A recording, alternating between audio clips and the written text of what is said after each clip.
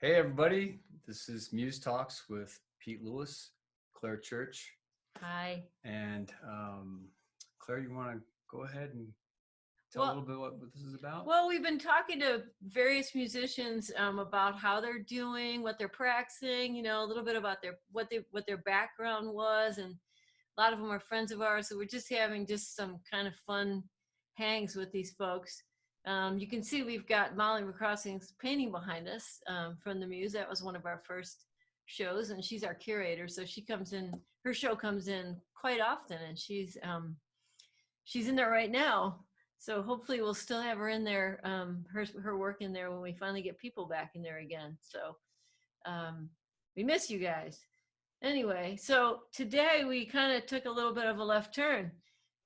Pete has reached out to some of the other folks that provide places for musicians to present their work and present their music. And because just like the musicians, they've lost a lot of income in the last couple of weeks and stand to lose a lot more. So we just want to kind of reach out and see how they're doing. And today, as you can probably see, um, we have Suter DuBose with us, who's the proprietor and owner and everything of Caffe Sole down in Boulder. So I'll let Pete take over. Suter, can you just give us a little background how Caffe Sole got started or your affiliation with it?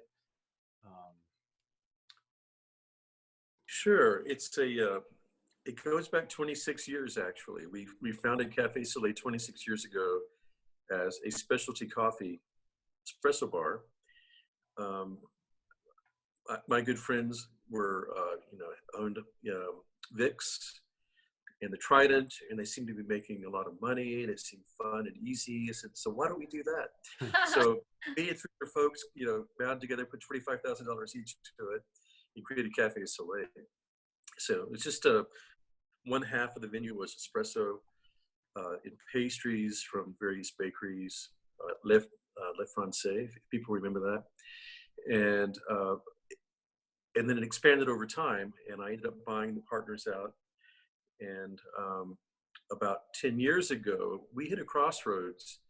There was so much coffee competition in South Boulder that we just kept losing business to these competitors that came in. And I was faced with a decision of either closing the venue, selling it, or reinventing it. And I chose to reinvent it.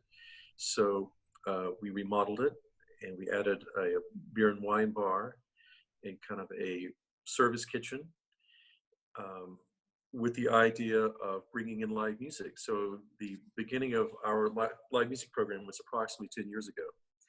And it was pretty fledgling, and nothing quite like it is now. We were serving, quiches and sandwiches, and lattes, and, some beer and wine, and it was very kind of modest, but very kind of sweet and organic, and people enjoyed it, and then it grew over time. And I was inspired by Joseph Campbell. One of his premises was, follow your bliss, because if you do so with passion and commitment, the world will respond in kind, and you'll do well. You'll be fine. So I said, well, let's give this a try. So I love wine. I love food. I really love music, and I actually like people. I'm fairly kind of outgoing, I suppose, or extroverted. So I said, let's just go for it. So we raised some money, and we kind of took it to the next level in terms of the venue, and really put a lot of energy into it. We had 4 and 5 nights a week there for quite some time, for a few years. We brought in Aaron Landy, who's this wonderful chef, and this is part of my Joseph Campbell kind of experiment.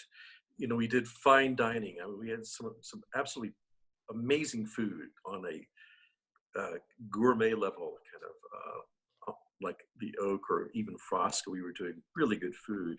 And then I realized, well, okay, that's wonderful, tastes great, it's a lot of fun, but it's a terrible business model. So, anyway, we kind of pared it down to just 2 nights a week.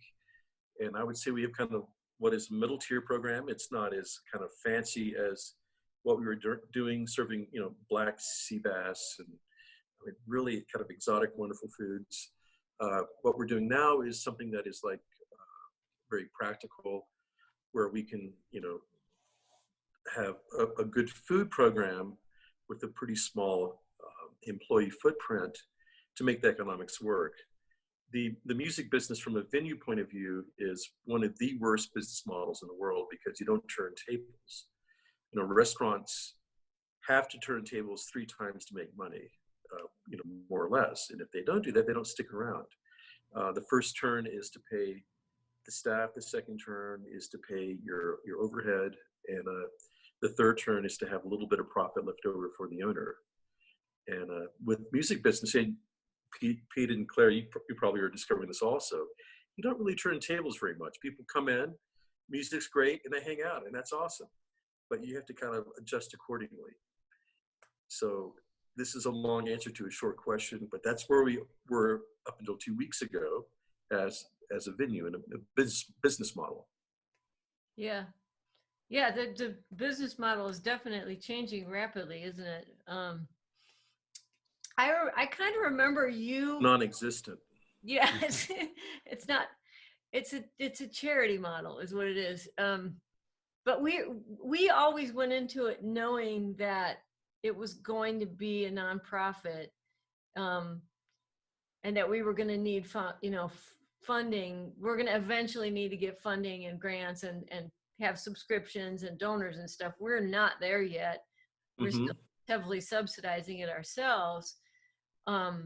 Since I'm retiring from public schools the end of this semester, I'll have a lot more time to put into that side of things. And I think that'll really help because, you know, poor Pete's just like taking care of so much of the business part of it while I'm there a lot doing sound and setup and all that stuff. But I was going to ask you, didn't you for a minute have a Caffe Sole in Superior? Because we used to go there. I've had 3. Yes, we did build one in Superior, and I ended up selling it. They were doing a lot of construction in that area, and I love the location. It was in the shopping center in Superior. But yes, I did have one for maybe 2 years in Superior, and I had one in Federal Heights also. Oh, really? You know, this is your typical thing where you have one success in the beginning, and you go, "Oh, I'm so smart. I can like just replicate this several times and make more money." And blah blah blah, and retire from my day job. Well, that's not actually true. The success was Caffe Sole, and my other efforts were kind of okay, but you cannot replicate this kind of business. It's has so much local personality that you can't actually replicate that. Yeah, and maybe to our great detriment, we don't even think of ourselves as a business. We don't think we're really not business people. We're really just musicians who wanted to have a place for musicians to play and for us to play and for artists to show. So we are learning a lot about that. And it's interesting to hear you talk because we don't think that way at all. Possibly to our detriment.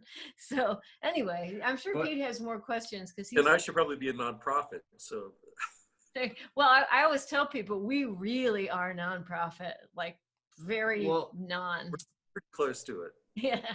I truly admire your model, and you're always getting great bands to play there, and musicians just love playing there. Plus the food is fantastic. You know, when I've done gigs there and you've fed us, it's just wonderful. It all seems like people are having a great time, and you have such a dedicated audience, which seems so successful. You know, monetarily, I don't know, but you know, when you go in there and people are smiling and digging the music, and you have such an eclectic amount of music going on there, it's really, really fantastic. And go ahead. Yeah. Well, thanks, Pete. I do appreciate that a lot. And I think it's a great success from a kind of a personal point of view, personal enrichment point of view. I mean, money is just one measure of success.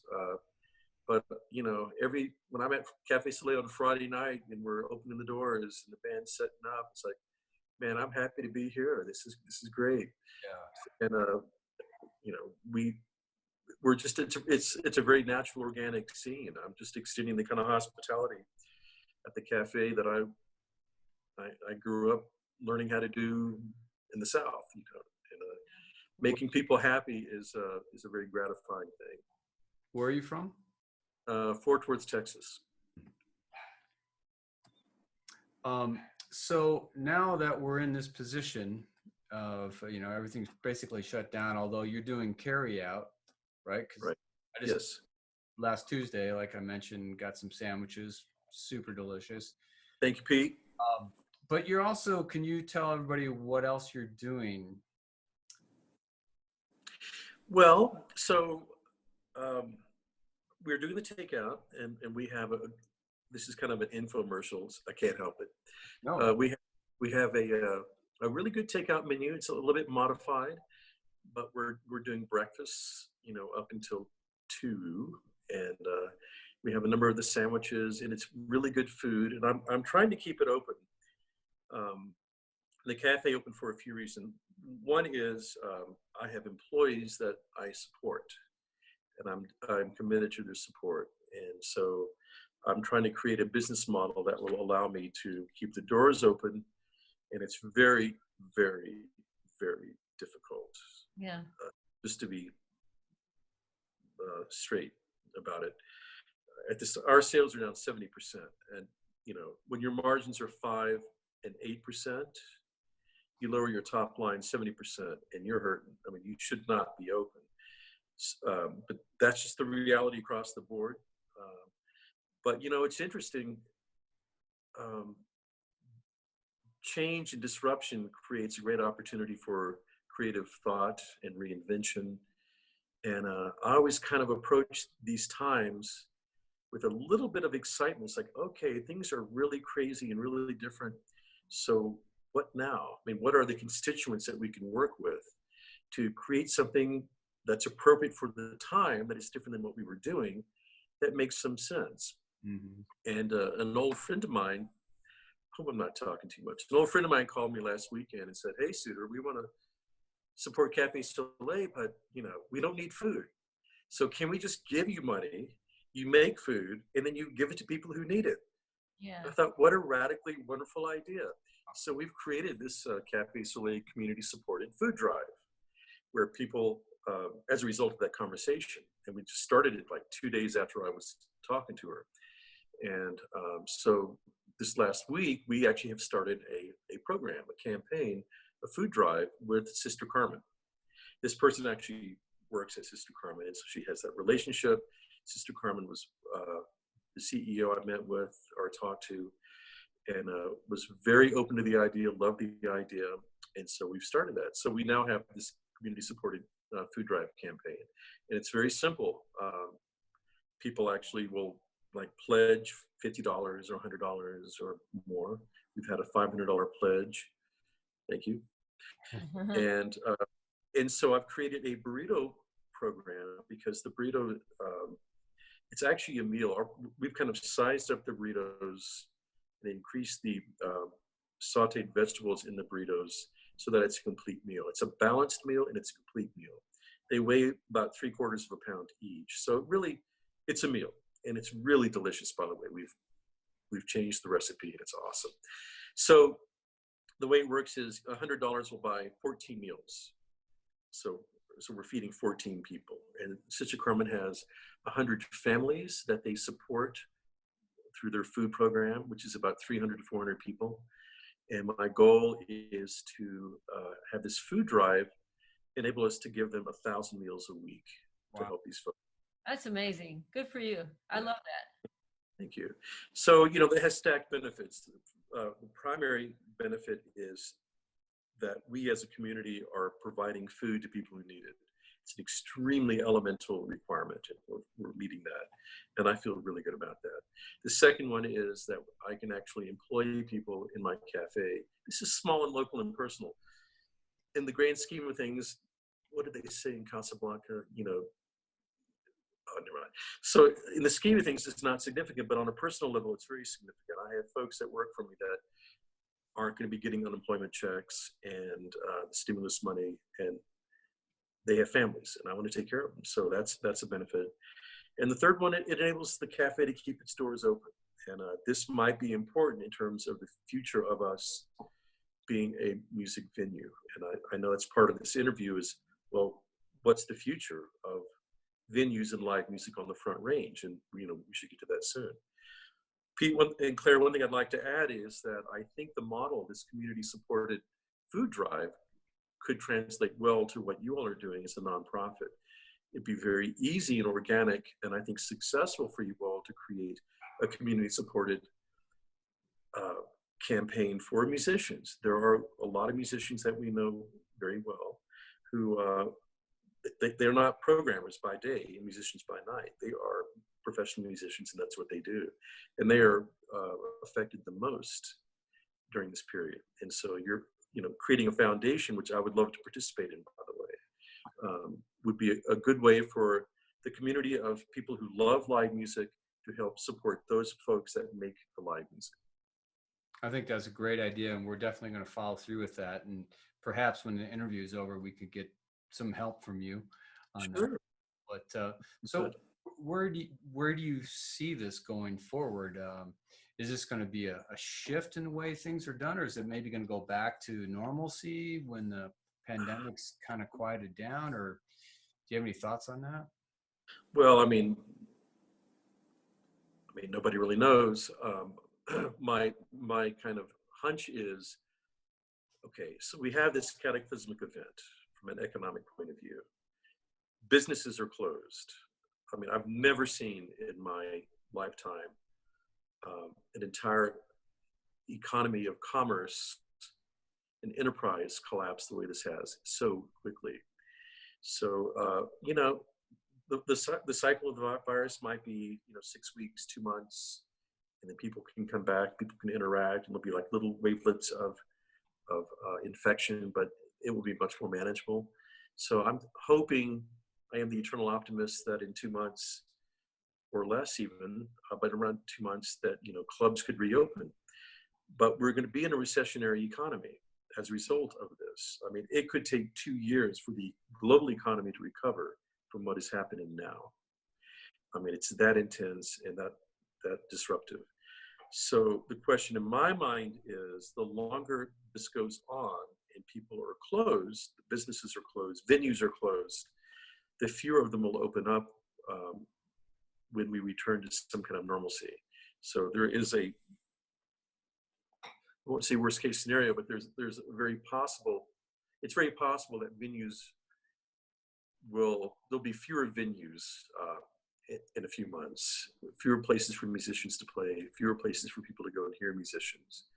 I think that's possible. And I've not talked to the other venue owners, so I don't really know, but it's just kind of my overall economic reasoning. Yeah, I think that's fair to say. And I guess we'll just find out and try to, just like you're doing, everybody's trying to do what they can to hang in there and survive, so. Well, do you have any wisdom or advice to impart to the general public right now, when everybody's just looking to any whatever you got, we'll all take it. Well, thanks, Claire. There is something that I heard 3 nights ago. I was on a kind of Buddhist meditation conference call, and this Zen Buddhist teacher was asked, could she distill the essence of Buddhism or the Buddhist practice? And she paused and she thought, and she said, things change. We are all connected. Pay attention. That's good. That's awesome. So that's my slogan. That's what I'm trying to live by. That's so truthful. That's good. Well, really appreciate your time. And when this is over, I want to continue our conversation, of course.